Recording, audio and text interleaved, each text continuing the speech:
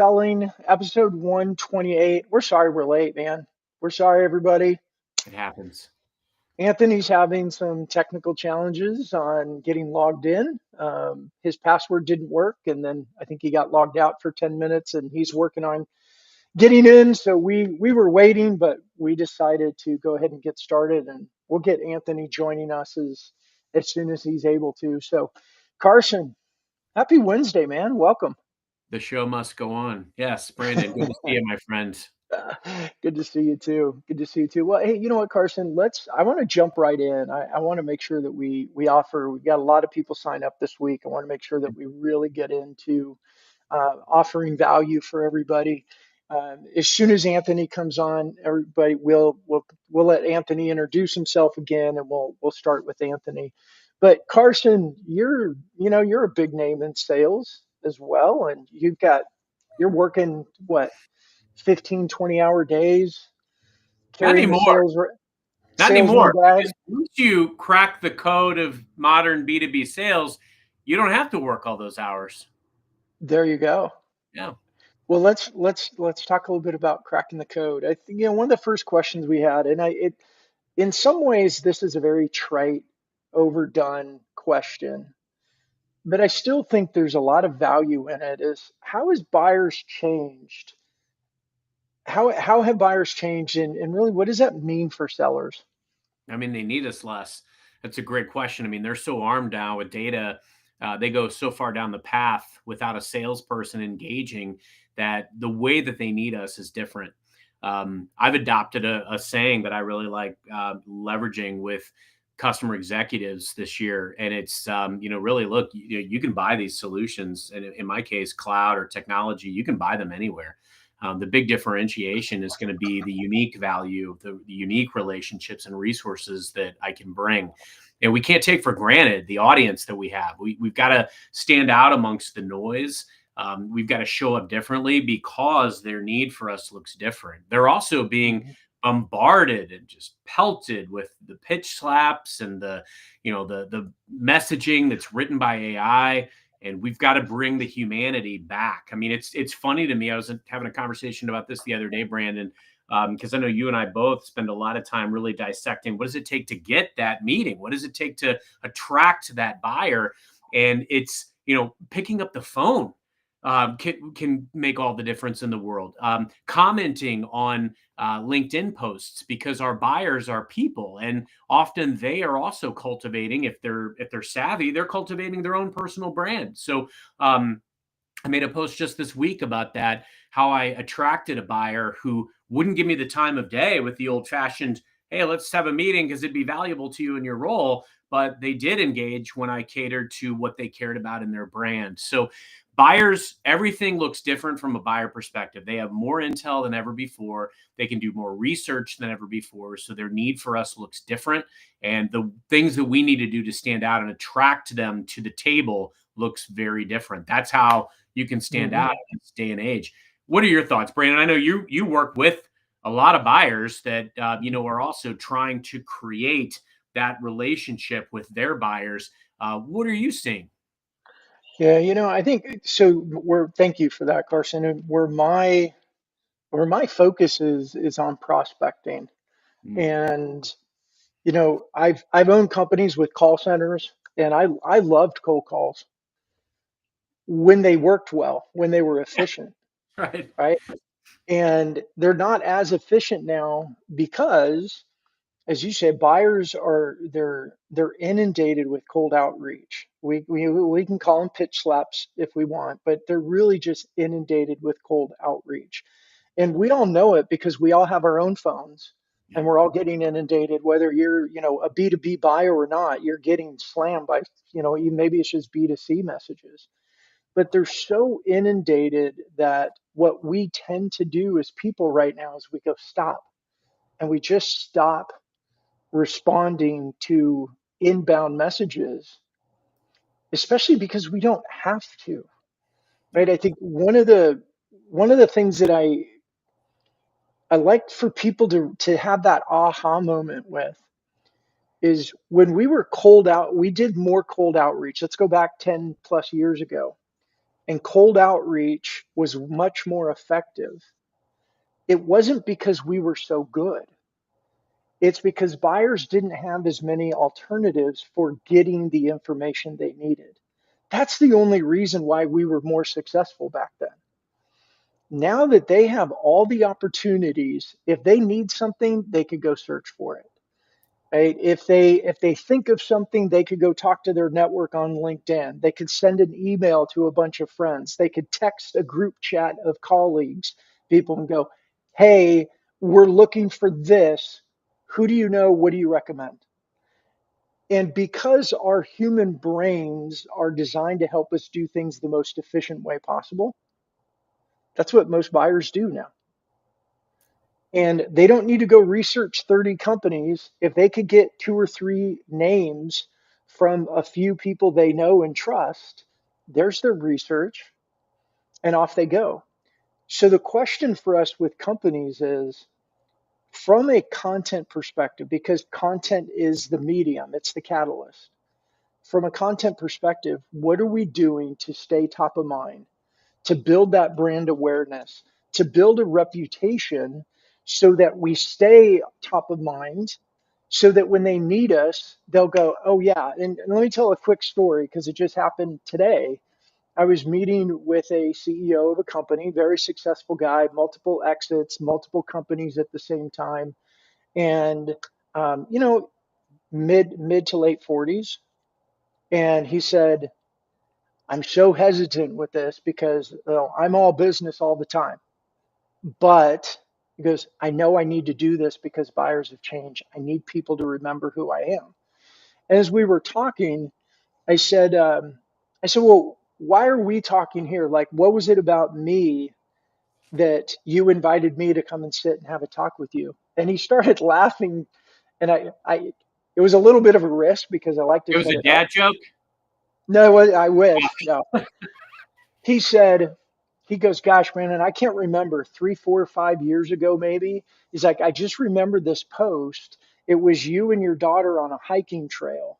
Wow. And I just, every time I think of you, I think about that picture because Wow. you and your daughter look like you were having so much fun." Now, he's a dad, he's got 4 kids. That connected with his heart. And Yeah. I said, "What was the post about?" And he goes, I don't remember. I just remember the picture of you and your daughter." That is the value of a personal brand. Now, it had nothing to do with business. Well, knowing me, the post, the written part of the post probably had something to do with business.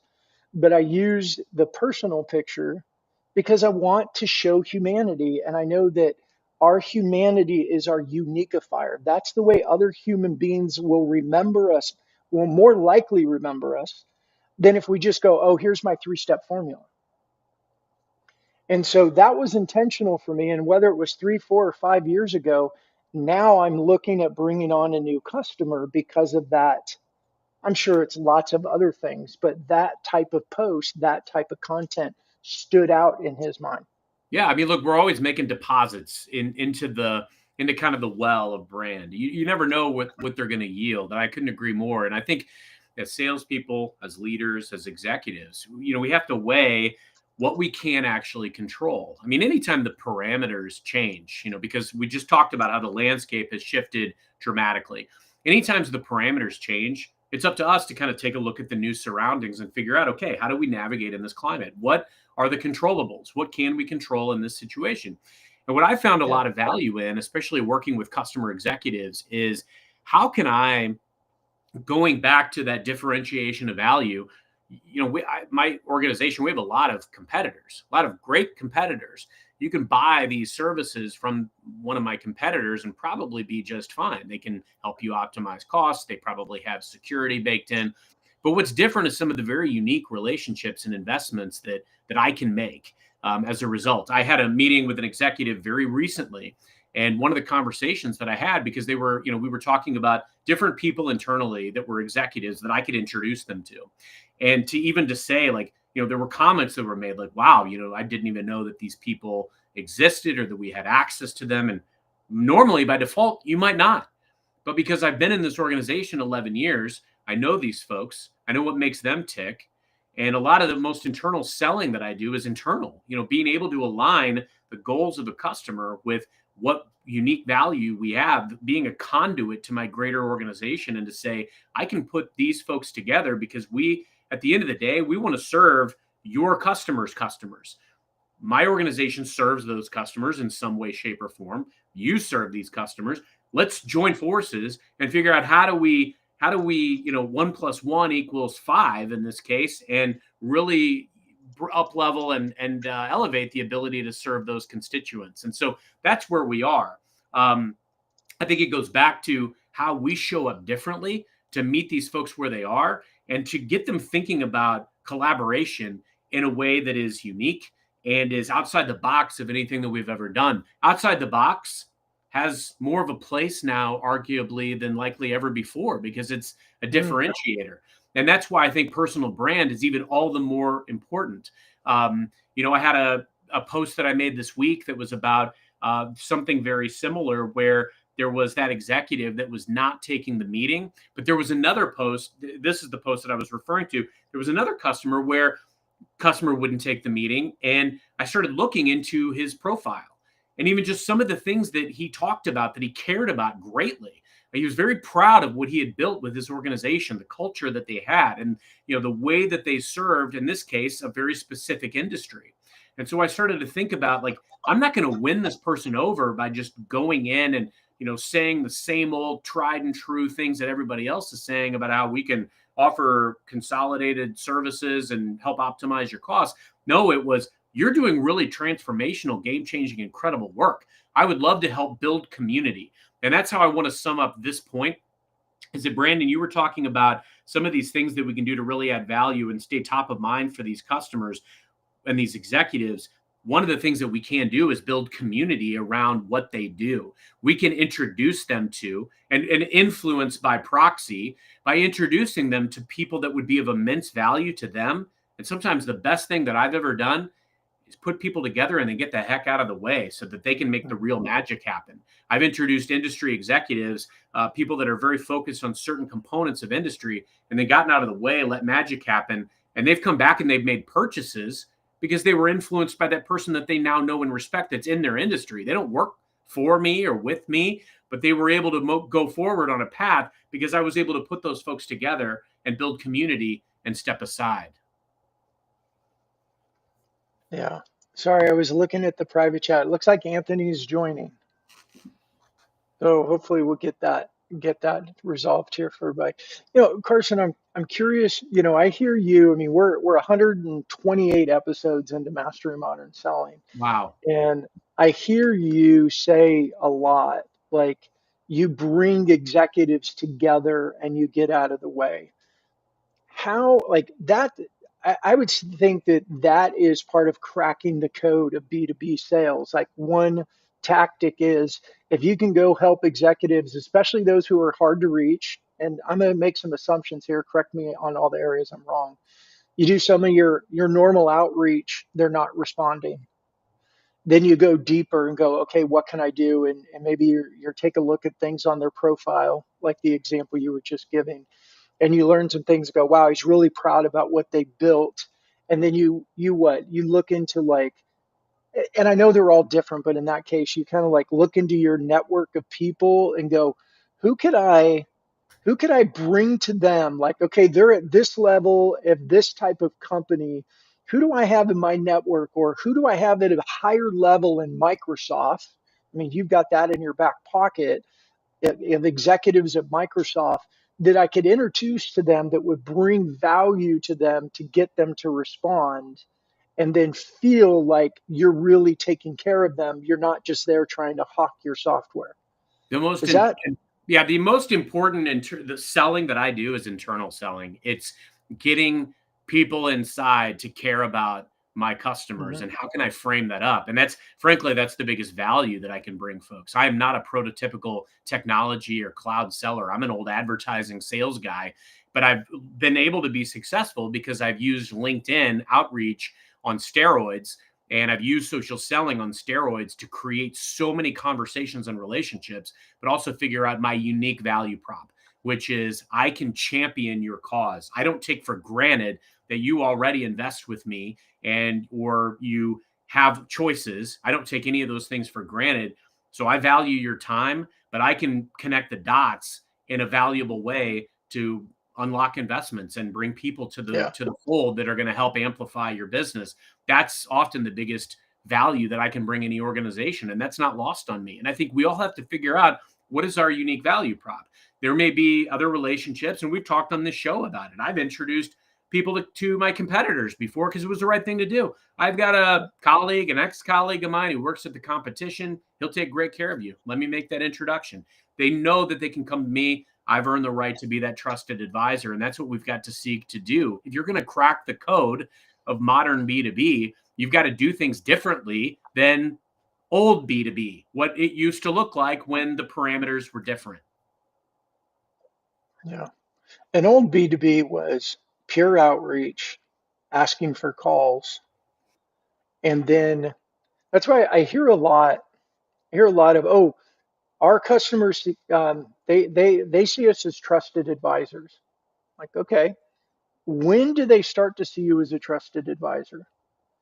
Because if it's not until you get the meeting, it's not until you're already in the boardroom, then there was something else that got you in that boardroom. And what I talk about saying is they need to perceive you as a trusted advisor. I'm talking Yeah. holistically. I'm talking your personal brand needs to be seen as like, wow, this guy is, a connector, or this guy knows everybody, or this guy connects people, or, whatever that, you're offering such great detailed solutions or case studies that their perception is already trusted advisor, so they therefore will reach out to you, or when you reach out they go yes because they've got that mindset about you already ahead of time. Very well said. At the end of the day, there are very different ways that we can connect and add value. And some of my favorite stories, frankly, about connecting with executives are completely unorthodox.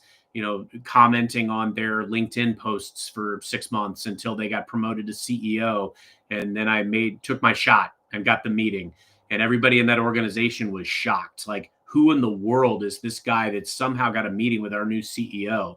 And he was introducing me to multiple executives in their organization. It couldn't have worked out better. Or the customer that was actually upset and reached out to me upset because there was a press release that went out, and a lot of organizations were invited to be part of this consortium. And he was like, "Why don't we ever get invited to stuff like this?" And I looked it up, and honestly, the consortium had gone defunct. It didn't go anywhere. But I leaned in. I leaned into the pain with this guy, listened, and championed his cause. He had some valid points about the value that organization would have to my organization. So I connected the dots, brought in some execs. Magic happened. 9-figure deal happened. There's so many different ways that we can be connectors and that we can add value. And I encourage people to take a step back and look at a balcony view of, what are the ways that we can actually create immense value for our potential buyer? What are the things that, we could do or say that could attract them? Go in and literally read their LinkedIn, like about me section. Look at the things that they care about. Look at the causes that they follow. These types of things can give you a lot of insight that can arm you with what you need to and what to talk about when you might be reaching out to them, when you have introductory conversations, because every conversation you're looking to earn another one. And you want to say the right things as a part of the discussion. I was in a customer conversation recently where, I'm navigating through and really helping articulate the value that I believe that I can bring. And, it doesn't sound like a needs analysis. It's championing these different stories and experiences of things that have been beneficial for customers in the past. And it looks like we've got somebody trying to enter our little interview room here. I think it's Anthony. It should be Anthony. Oh man, do we have another hurdle to overcome? We've got a box now. We just need video and audio. I'm glad you specifically said both video and audio, because if you would ask for video and we didn't have audio, I would have laughed. Oh man, Anthony, I am so sorry for this challenge. Anthony is definitely a But goat. look, He is yeah, recently, and I'll say this as we hopefully get Anthony in. I started working on a series. I started yay! working on a series talking to the sales goats, and Anthony was one of the top picks. This guy's a legend. So here we go. Yeah, Anthony, can you hear us? Gents, are you there? We are here. We are here. Holy, uh, did I do something that hurt your feelings in some way that you decided that you was going to make me go through this restream? And I tried, I had LinkedIn left up, everything in there. I just can't get it to do anything. It's amazing. Technology I am so sorry. technology can be quite a blocker sometimes. Yeah. Are we missing people?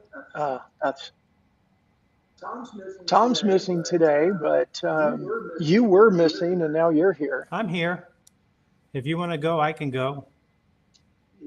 Hey, Anthony, welcome. Let's get caught up and tell everybody a little bit about you. I have an introduction and all that, but let's just start moving. Tell us a little bit more about you, and then we're going to jump into cracking the code to B2B sales. Well, you guys already know how to do that, but we can help a lot of people if we have that conversation, right? It's still bad out there. Yeah. What's happening? Still a lot of people just pitching. I got an amazing LinkedIn yesterday from a young woman who told me that she wanted some of my time so she could tell me about her solution. I don't even know what she's talking about. I have no clue. I felt really bad for her. And then she said, well, later, could I just follow up with you? And I'm like, about what? I don't even know what you do. You don't even know what I do. It's really bad out there. Do we know if it was a real person or not? Oh, I it mean, was a real person. Yeah. okay. Nowadays, you don't even know who's messaging you. Oh, no. It's amazing. I'm still doing the things that I like to do the best. I like to read.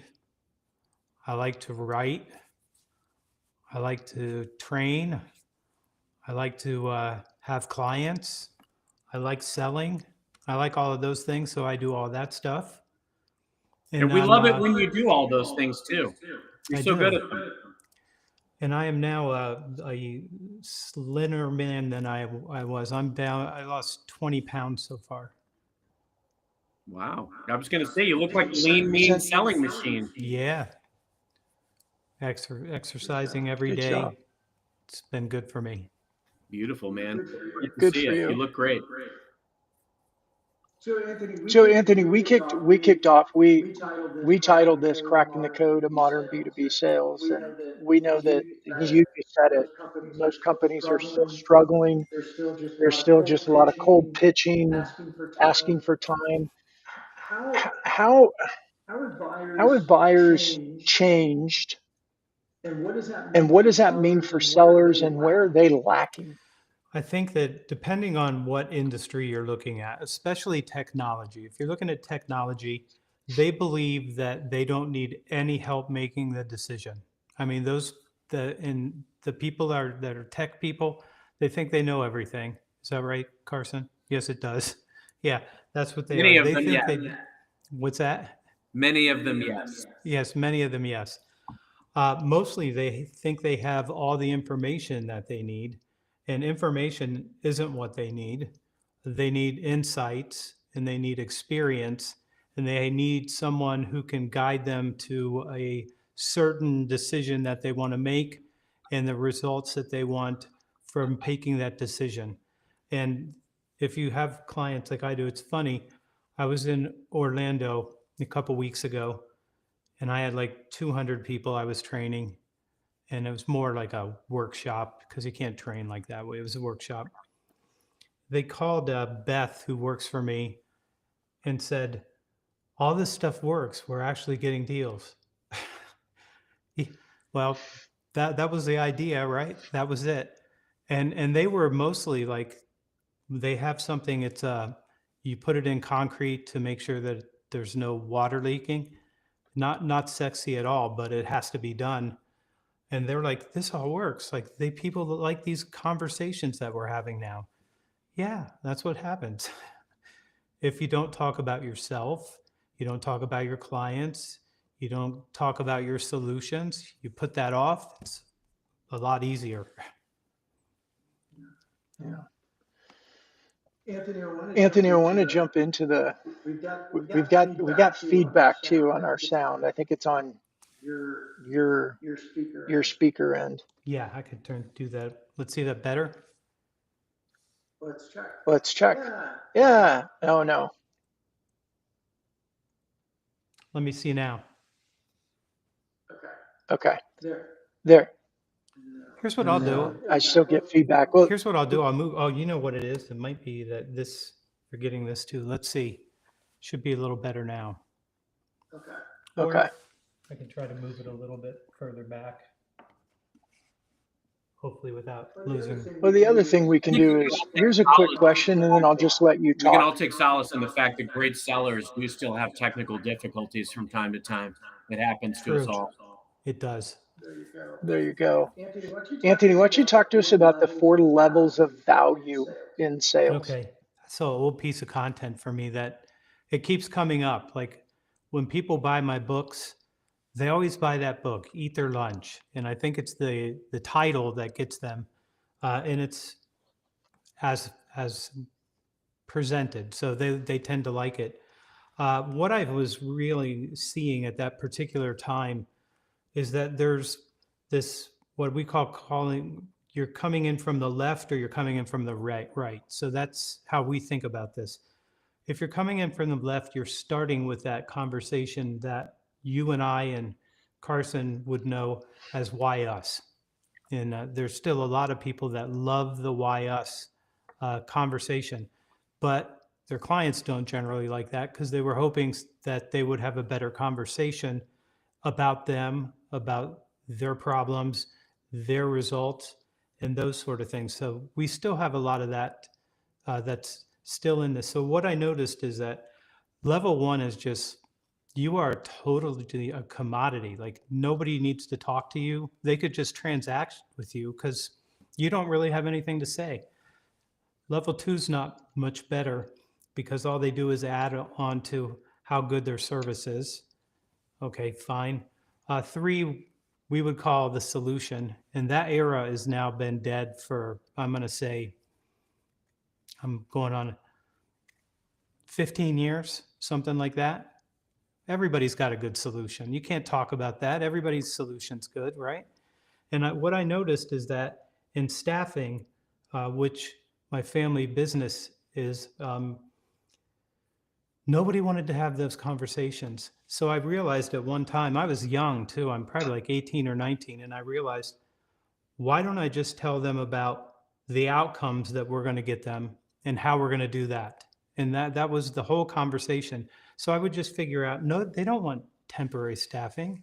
And when I talked to them about temporary staffing, I would say something like, I'm going to make sure we give you the very best unreliable people we can find. And they would start laughing because they know what they're getting, right? You're not going to get people that are going to be there forever. We call them temporaries, right? And people would laugh about that, but they still needed it. But what did they want? Lower labor costs, being able to not have to have a bunch of HR people trying to hire people, being able to just take them on to their payroll when they find out that this person's good and this person's not so good. They wanted a whole bunch of things, but it wasn't temporary staffing. And so I would just start saying, most of the time when I sit down with people like you probably want 1 or 2 of these 3 or 3 things, maybe, possibly. And they would say, yep, those are the things that we want. They don't want temps. And this is the idea of the level 4. Just go right to the strategic outcome. And I promise you, I have people that I train all the time to do this, and they're a little afraid to just go right in and say, we think these are the most important outcomes based on the problem that you said. And they have no problem going just right with you because that's the conversation that they wanted in the first place. And the more that we do that, the better it is easier for people to get a deal instead of a continuation, I guess is what we would call it, right? I love your focus on that, Anthony, because I can't tell you how often you observe other sellers going in and taking that why us. And it's almost it's so common. So I loved how you started because it's like it's still rough out there. Everybody feels compelled to throw out this laundry list of what's so great about their company or their solution, or even when we're overcoming objections or we're trying to differentiate to win an RFP, we're talking about how great our company is and like doubling down on the value and all of that jazz. And don't get me wrong, like these things are important, but solutions don't exist unless they add value. And you're not going to win going toe to toe with the strength of your competitor. You're going to go toe to toe on maybe the areas where they fall short or areas where you, as a seller and as an organization, actually differentiate and bring unique value and drive outcomes. The fact that you focus on the outcome that you can drive, the experience that you're having, the stories that you can tell, how you can navigate with confidence your ability to deliver those outcomes and how you've done it in the past, those are the things that help de-risk your buyer's decision. And that's what it's all about. Worried about not getting it right. I keep saying it this way. What we really do is we help somebody with a decision that's rare and strategic for them, that they want to get it right on the very first try. That is why they have that angst of making this decision. And that's why if you go into I'm sure you do this all the time, Carson, because of the nature of who you work with, there's 14 people in there. Why? Because you need 14 people? No, you don't. You don't need 14 people. You could have maybe 3 people, but everybody has to be there because they're so afraid that something bad is going to happen.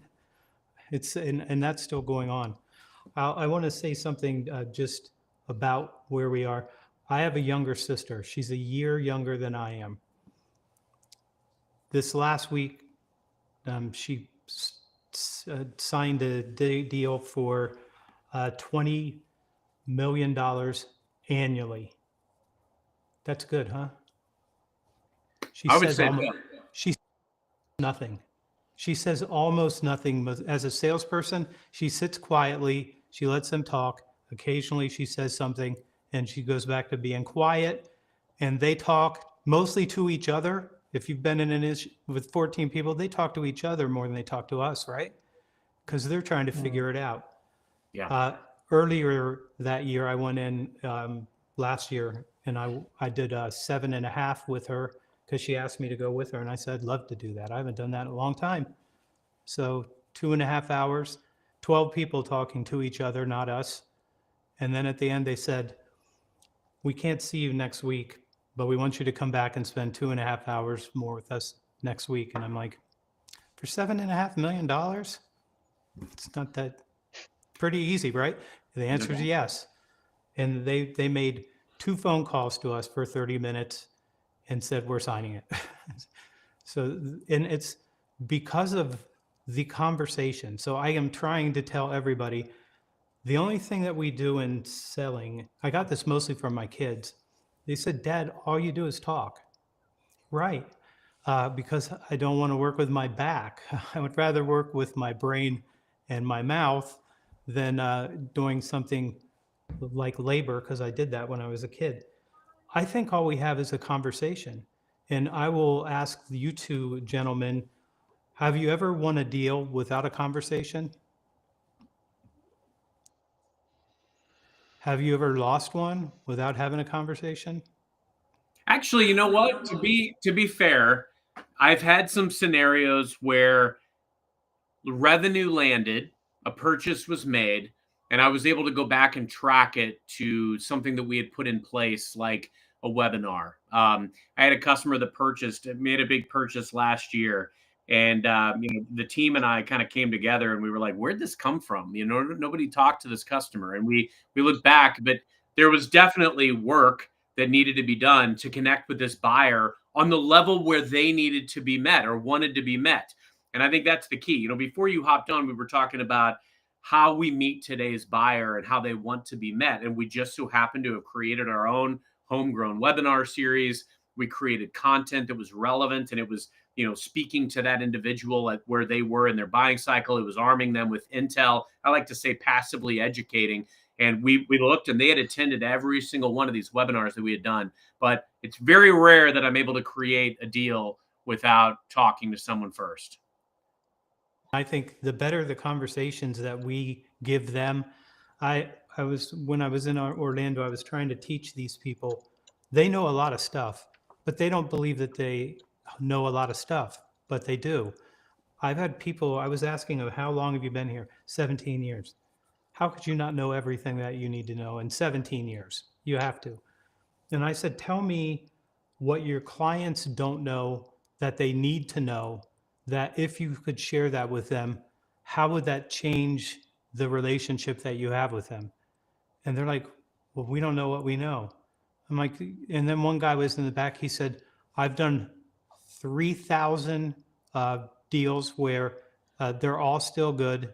There's no cracks in the cement or anything, because that's what he does. And he had a whole bunch of things to say, because he said, they don't know this, they don't know this, they don't know this.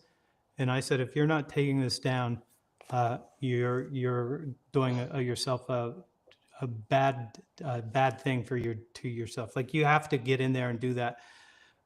How do you not know every problem that every client has, because you do it every day? And I keep trying to explain this to people. If you do the same thing and you sell the same thing for so long, you know how all of the conversations are going to go. And now they think that they don't know that, but if I sat down with them, they would do that. And Carson and Brandon, like you know what you know, and you use it, but they don't think that they have the right to use those things. And I'm telling them, like, if you want to create value for somebody, it's going to be a conversation. So that's what we have to get them to know. But the things that they don't know is what is most interesting to the client.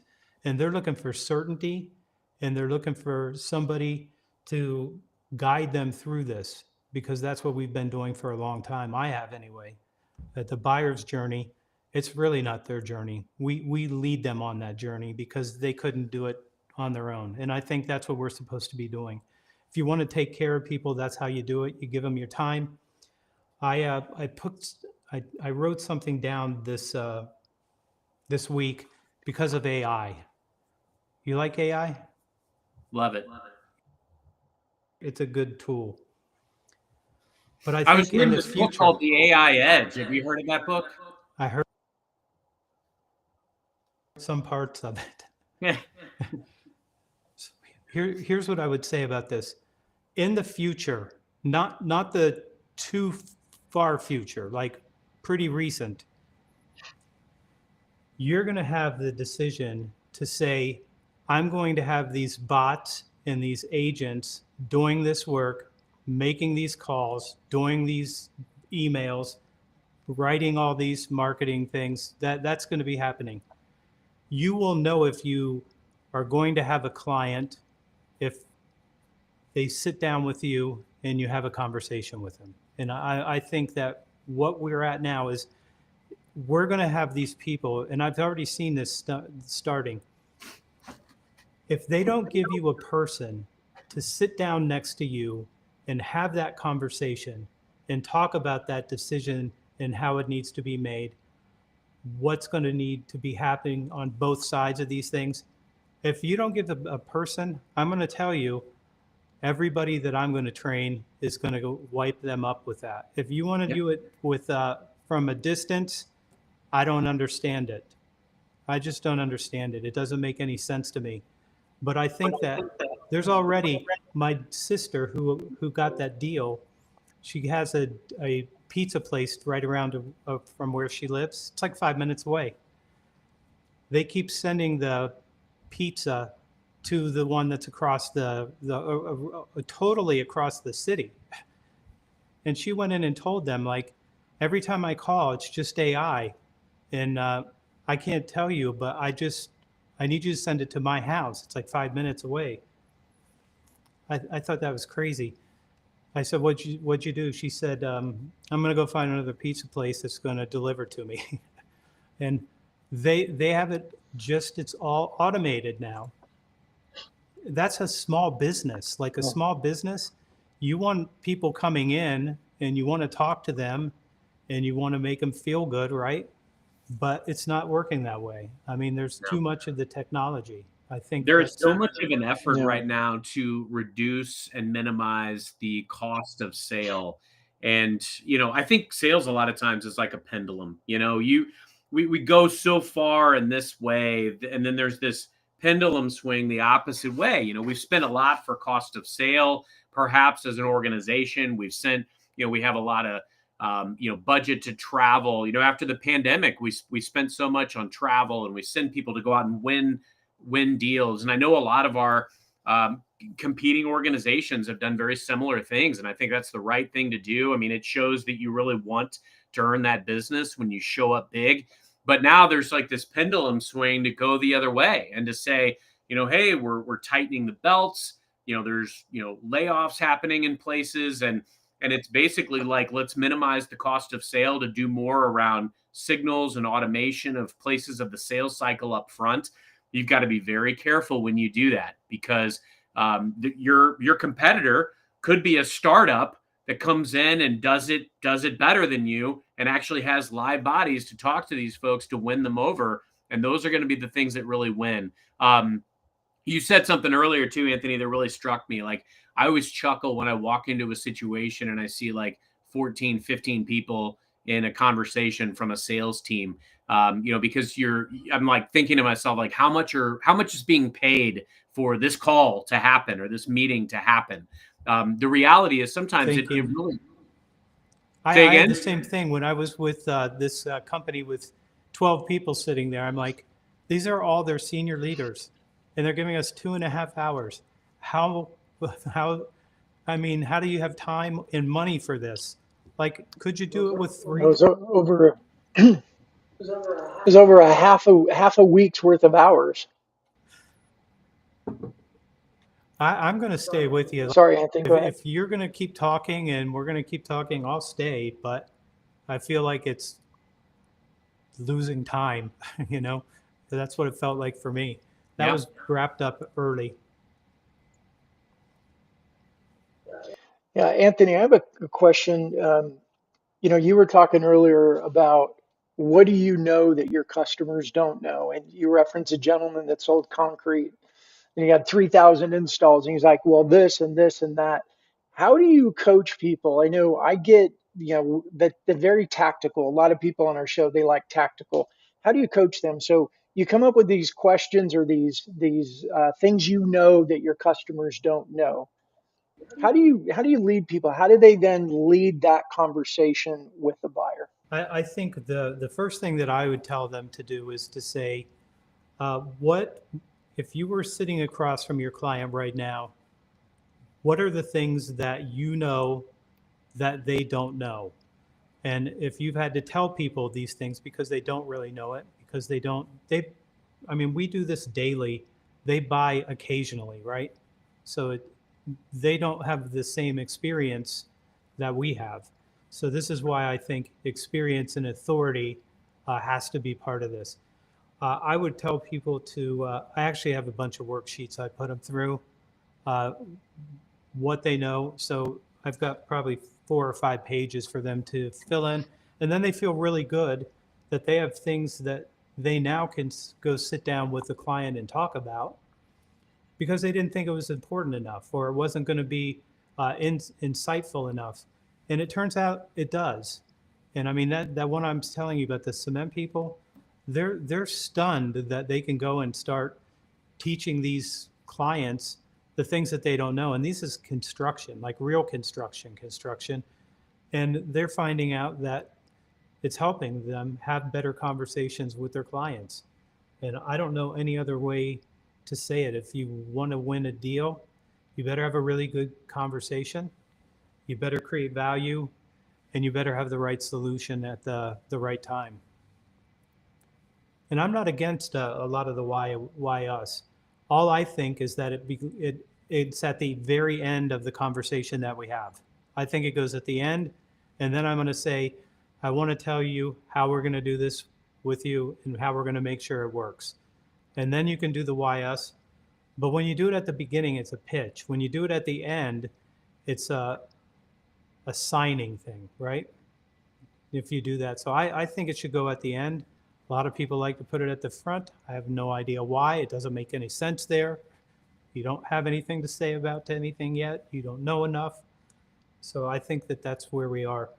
I'm still very, very worried about too much technology, too many kids that have been BDRs and SDRs, then they were never taught to really be a salesperson.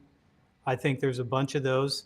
They're all out of work now. I'm seeing more and more of that all the time because we just didn't treat them like we wanted them to be an actual salesperson in the future. And I think that that's a bad thing that we have done for years now. Too much. I think that we're Yeah. that are on this side of the fence. Everybody knows that, like what you know, because you do this work and you think about it. Some people do the work, but they don't think about it. Some of us do a lot more thinking about it because it's important. And I think that those of us who know that we have a responsibility for that conversation and that client and their results, I think those are the people that are doing the best, the work that I get to see. I don't get to see it all the time. Some of the times when I show up, there's people that they've not been trained or developed well at all. It's just harder for them. It's a lot harder if they didn't do anything with the people while they've had them. Yeah, I think we have a generation of, I'm going to air quote, salespeople because they were BDR, SDR, some sort of whatever, that they were taught the product playbook and they were taught how to push buttons, how to send emails, and how to walk somebody through a predetermined pitch deck and called that sales. And when that didn't work, they moved on to the next one and to the next one. And they've languished for a long period of time in sales and have never really learned how to sell.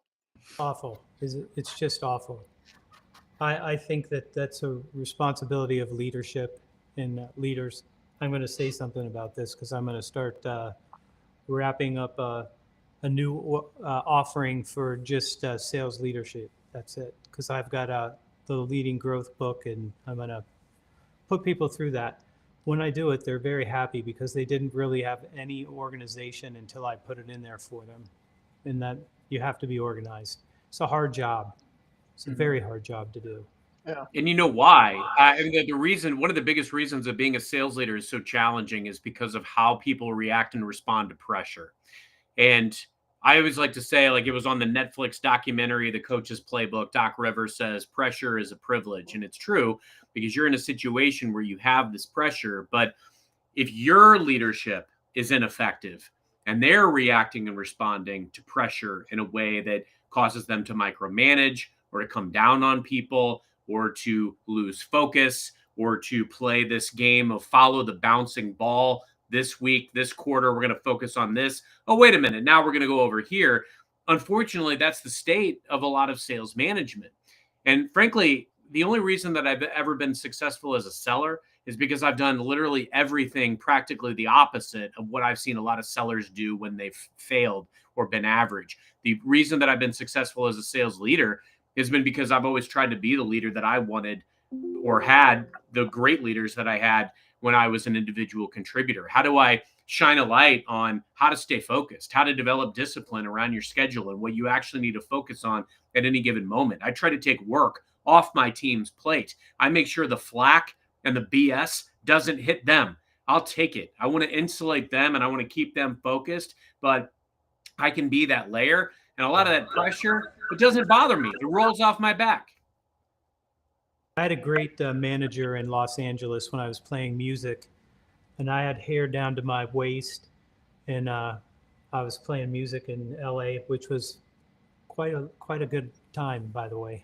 if you were young, and I went out and I got from the vice president of operations, and she gave me an 87-page document. And she said, when you sit down with a client, you have to walk them through this thing. So now I'm like 20. I'm like 20 years old, and I got this. It's 87 pages, and I sit down across from this person, and my manager, who's a great salesperson. Like, he's a great salesperson, and he was sitting next to me. I started on page 1. Olston staffing started in 1947 because it was 1992. So you should always go back decades, right, to establish that. I'm probably about halfway through this thing, and I look at my manager, and he looks at me like, I am going to stab out your eyes if you say any more words. It's funny. I study.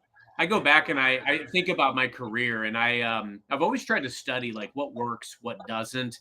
You know, I pick up best practices from others and assimilate it into my arsenal. But for the most part, I just listen. I try to ask the right questions to uncover, okay, what's the facts that I need in order to align what ultimately is in my bag of goodies with what they're looking to do. And I remember vividly when I started out in the call centers being handed this script. And early out of the gates, because I was listening well and I type fast, I was in a data entry call center sales role. I mean, I was very successful right out of the gates, but I wasn't following their script to a T. And they tried to slap a performance warning on me for not reading their script. And I started reading their script, and my sales plummeted. And they took the performance warning off, and then I went back to the top spot on the charts, and the rest is history. But my point in saying that is, like, you can't, when you try to put sellers in a box, you stifle the creativity, you stifle the humanity. And don't get me wrong, you can't greenlight every salesperson ever. I mean, I had a seller once that wound up on my team. I would always get, we would draft. And because my team was number 1, I would get like the last draft pick out of the new classes. And there was this person who was very methodical and not somebody that's a prototypical salesperson. He and I collaborated and wrote a script in his voice that he could read, that he liked and was comfortable with. And the guy won Fortune 500, his first quarter on the desk. My point in saying that is, for some people, scripts and mechanisms are okay. But as leaders, we've got to think outside the box and like meet people exactly where they are, just like we have to meet customers where they are. We can't just give them a cookie cutter, and it can't just be the why us mentality. Why you've got to go in and read the script. We've got to meet people where they are. That's a hard thing. If you were to ask my team, the number one problem that we have getting the behavioral changes that we ask them to have, and it's because the leaders don't hold them accountable for the behavioral changes. So the first thing that I have to talk about is, how are you going to support this? How do we help you support this? Because if the behavioral changes don't happen, you're going to do the same thing next year too. So you have to start doing the work that they really don't want to do, but it has to get done. And so the weak leaders cause their team to be weak salespeople.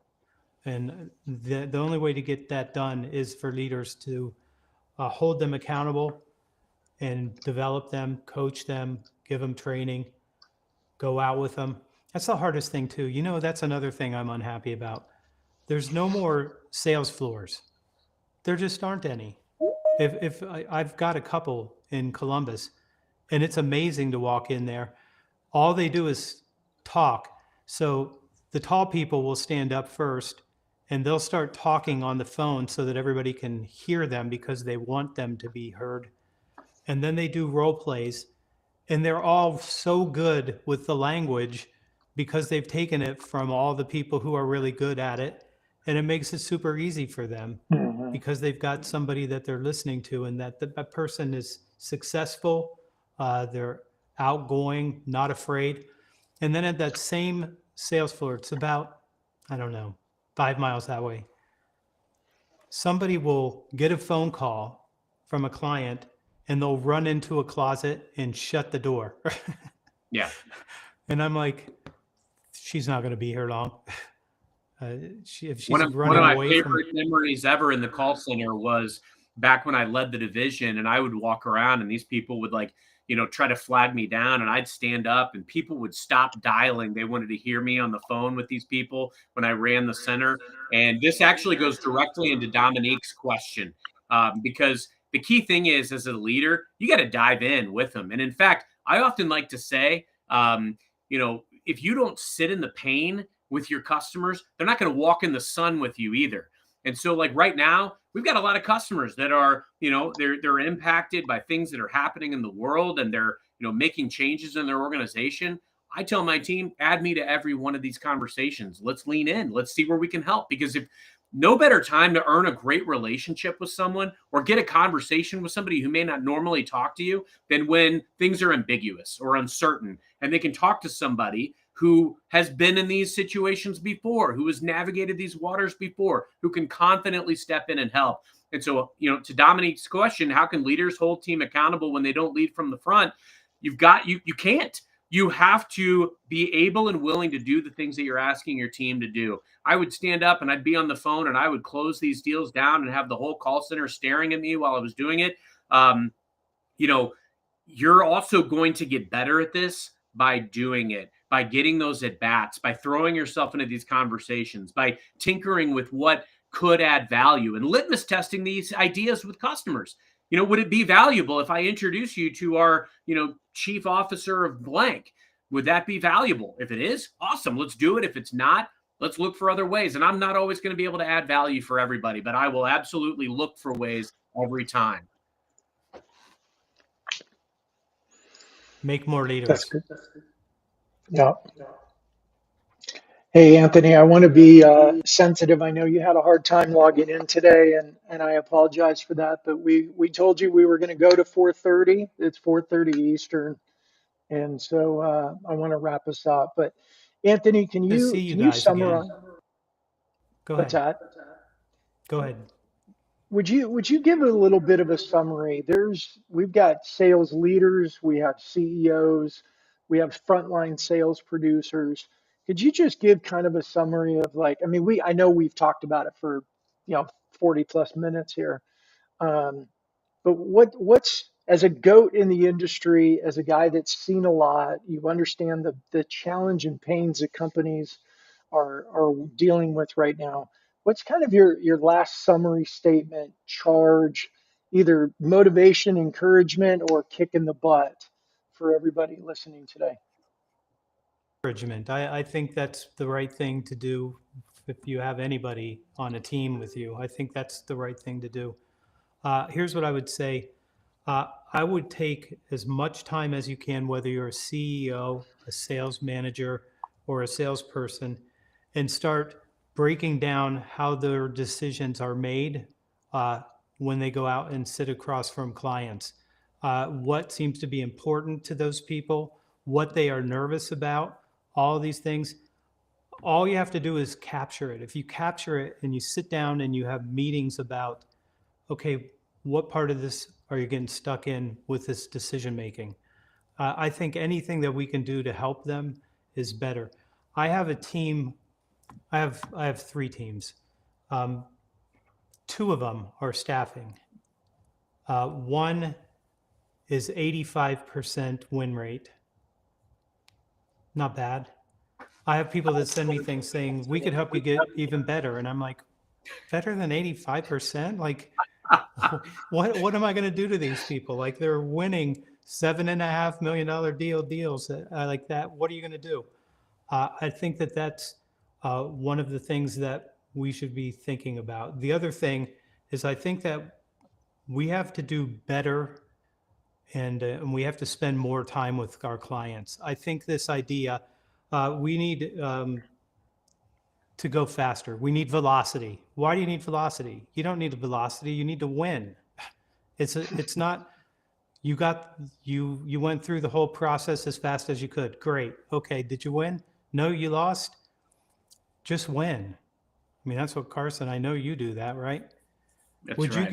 you give somebody 2.5 hours for $7.5 million? Well, yeah. I don't think that people think this way. We're like, we have to do it fast. Why? You can go as fast as the client can go. That's it. You can't go faster than them. But that's what people try to do. I would say if you're a salesperson, uh, you're a leader too, because you're out and you're sitting with people, telling them what they need to know to get the best results from you and your company and your solutions. So that's what I would end this on. It's not just about leaders. If you're a salesperson, you are leading somebody or a lot of somebodies. Beautifully said. I have a lot of people ask me, like, why would I take this meeting with this customer about this particular thing? And I always respond, because it's a meeting with this customer. You can always go in with the pretext of talking about what they want to talk about. But anytime you're talking to them, it gives you the opportunity to embellish on the subject and talk about other things and draw another natural path to areas that you can bring value. Relationships beget deals. I mean, it's that simple. You can't go after a deal. You have to go after the relationship first. And if a customer wants to talk to you, take the meeting, period. You never know where it's going to go. I've invested a lot of time in relationships that didn't go anywhere. But, when I look back, like, if I'd have stopped every time something didn't look like a cookie cutter deal, I would never have sold anything. The biggest deal I ever won was one that the customer wasn't even thinking about us. They were going to go with the competitor because of somebody they trusted in the industry, and they weren't even thinking about us. And I happened to get in at the right time, and I conveyed how and why we could do exactly what they wanted to do, and some key relationships that I could create for them to build community in their industry. And it worked. It took 2 years. There was a pandemic in the middle of it. We switched a lot of stuff, but it was relationships that won the day. There was a book that came out that they said that on HBR that relationship selling is dead. Do you remember that? I didn't read it. I didn't get the memo. You didn't see that? That No. was on HBR when the Challengers came out. And I was like, so you guys have never sold before, huh? I told him that. Like, Yeah, it's all the relationship, right? that's all it is. Yeah. I think it's one of the big challenges with most industries, but especially sales now, is there's so many people out there that have given themselves a sales coach or a sales trainer title, and they're out there with all kinds of new ideas, things like relationship selling is dead. Like, even in the challenger environment, what is it that gets you to the table in the first place? That's The like Mike relationship. Weinberg and the social selling charlatans. It's the same thing. Right. Everybody's saying social selling is everything. You don't need anything but this exact template, and it's hogwash. If you can use social selling or a tool or LinkedIn or AI, that's great. But it doesn't replace sales fundamentals. It doesn't replace the value of going out and getting the conversation and creating a relationship. That's all it is. If it makes you better at those things, then it's awesome. If not, it's useless. Shut that down with outbound. Like me, Jeb, Mike, and Mark, we just pushed back. And at that time, I was younger than I am now, maybe, I don't know, 7 years younger. And these young kids with the social were like, you guys are you're like 50. Now I'm 57. So what am I going to do about that now? Like I said, you have no idea how fast this is going to go away. It's not what you think it was. What we have is LinkedIn, though. That's still good. Yeah, thank goodness. I think there's still a lot of opportunity with LinkedIn. It's not oversaturated yet like some of the other channels. I think you could still go and organically build a reputation and grow a network and become known and know people And then when you're making the calls, people are going like, oh yeah, I know who you are. They're taking more calls, or they're responding to emails because of the reputation that you're able to build through these tools like LinkedIn. And like, our show I think is a great example. And Anthony, as our guest, we're going to give you a folder in a couple of days with all these links and access. But this is a piece of content that's now going to get used in YouTube. It gets used in LinkedIn. It's going to get used in Instagram. It's going to get used in blog articles. It's going to get used in LinkedIn posts. It's going to get used in LinkedIn short videos. It's going to get used in Newsletters. newsletters. It's going Yeah. to get used in emails that go out, and it's going to get used potentially even in phone call scripts, because we'll do something like tell people like, hey, we had Anthony Iannarino as a guest on our show. Here's the big takeaways from it. I'm going to send you a link to it because you may want to take a look at it. It's all about using content to do everything you just said. How do we answer their questions? How do we add value? How do we help them make better decisions? You are willing to give me the video, I'll put it on my YouTube too. I'm trying to get everybody to let me do this. I've had some people say no, but I think Wow. Oh, like we give you everything. you're putting me on your audience, and I feel like I should put you on my audience, so now they'll get to see your podcast. I think that's a better way to do this. I've only Yeah. had 2 people say no, but the rest of the people are like, "You would do that?" Of course I would. Yeah, That's why we we're love like, please, I know please. that's how it should work. Shouldn't it work? Yeah, Just work that way? Like absolutely. you brought me on, I'm going to bring you guys on. I mean, that's how it's going to work. We love it. Yeah. Well, Anthony, thank you so much. And once again, sorry for the technical challenges with Restream. It's a great tool, but every now and then something hiccups. Um, Anthony, for anybody listening that they I want to was not reach out to you, harmed. what's the best way for them to do that? Thesalesblog.com or LinkedIn. There Just you don't go. pitch slap him. Don't tell him how Don't your pitch slap. solution is going to give him a better close rate.